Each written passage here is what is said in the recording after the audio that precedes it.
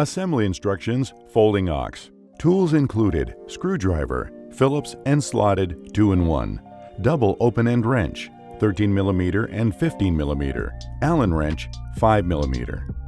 Tools needed: scissor and bike pump. Let's start assembling your Nakto folding ox e-bike. Please read this entire assembly manual before assembly, as it will save you a lot of time. Step 1. Unpack the bike. Pull the frame and all parts, seat, manual, charger, pedals, keys, fuse, nut caps, and toolkit out of the cardboard box. Separate bike from foam padding. Cut off all zip ties with scissors while being extra careful as not to damage the paint or cut any wires or cables. Notice, keep the spare fuse in a safe place. It is not used for assembly and will be used for the replacement if the original fuse were damaged. Ensure all the following pieces are included with the Nakto folding ox.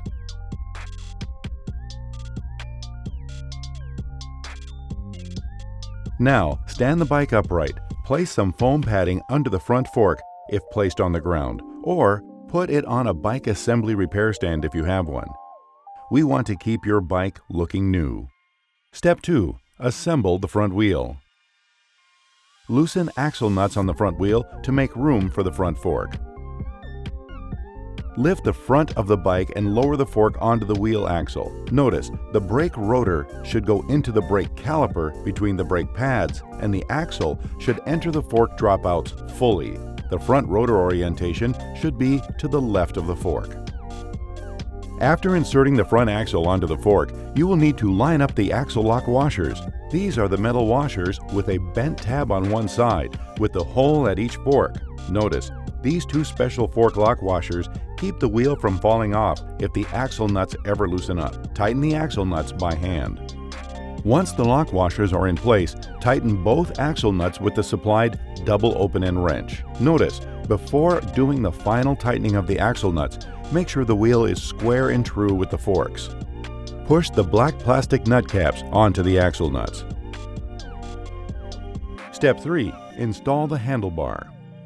Loosen the 4 bolts on the stem faceplate with supplied Allen wrench. Remove the stem faceplate and set aside. Place the handlebar on the stem correctly. Trace the front brake cable directly up from the front brake caliper to the left handlebar and ensure the cables and wires are not twisted. Notice, the horn is on the left-hand side and the gear shift is on the right. Center the handlebar and tighten the bolts on the stem faceplate evenly. Perform a twist test. Brace the front wheel between your legs.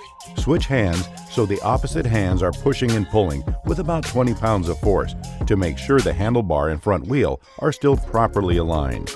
Repeat the twist test, pulling and pushing with opposite hands. Step 4. Adjust the front brake system. Notice, the adjustment of the front brake system is not easy. The following steps are only a general guide to assist you in the adjustment of the front brake system.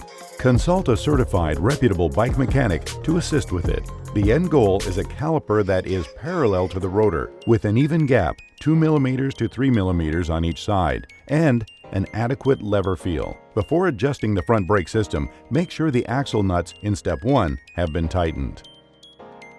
Alignment procedure of the front brake. Notice, usually all bikes' rear brakes were adjusted in the good condition at the factory. If not, alignment procedures are the same for front and rear brakes. The end goal here is to keep the 2mm to 3mm clearance on either side of the disc brake rotor so that the pads do not rub on the rotor when they are not applied. On the front disc brake caliper, there are 2 bolts mounting it to the fork.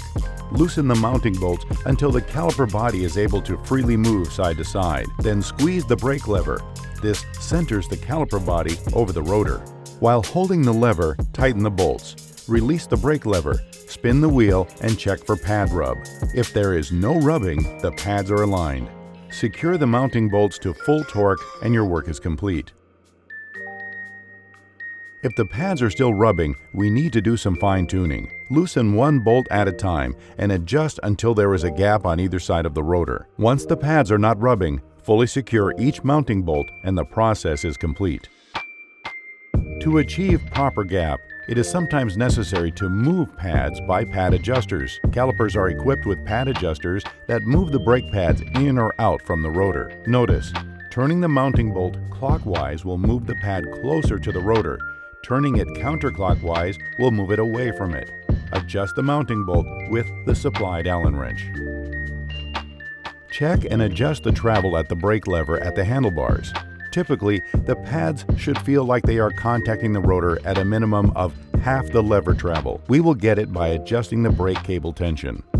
Loosen the bolt on the end of the disc brake caliper arm with a supplied Allen wrench to adjust the brake cable tension. Once you achieve the required tension mentioned above, fully secure the mounting bolt and the process is complete.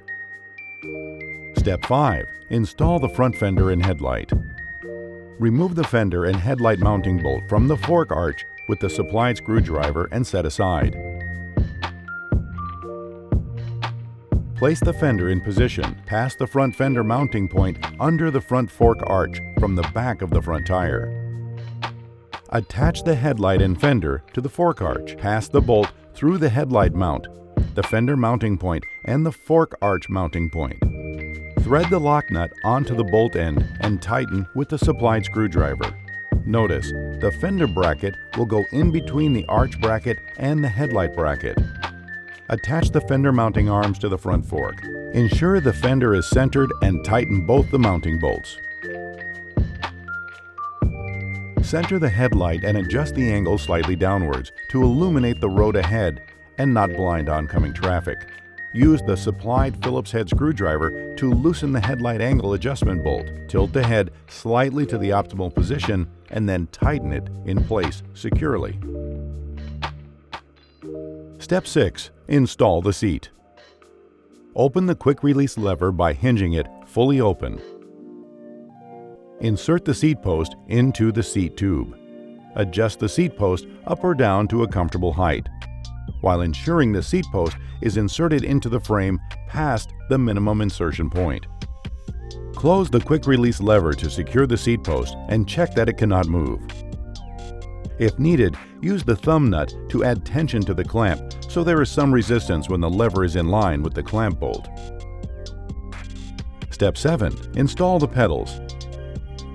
Locate the pedal with an R stamped into the end of the pedal axle, which indicates it is the right pedal. The right pedal goes on the crank on the right side of the bike. The remaining pedal with an L stamped into the end of the axle is the left pedal. The left pedal goes on the crank on the left side of the bike.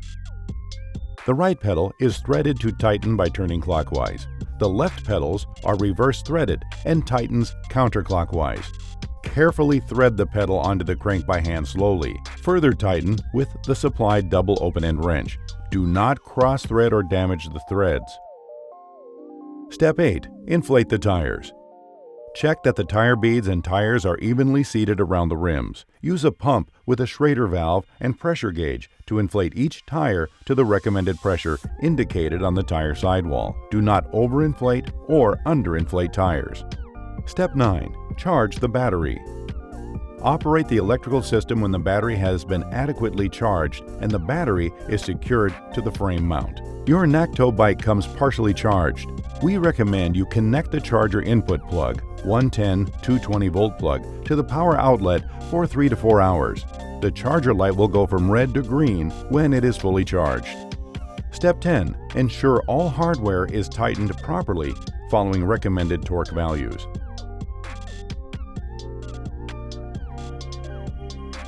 Step 11. Register the warranty card with us. Notice, keep proof of purchase in a safe place.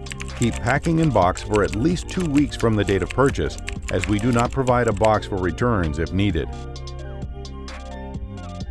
Have fun and be safe.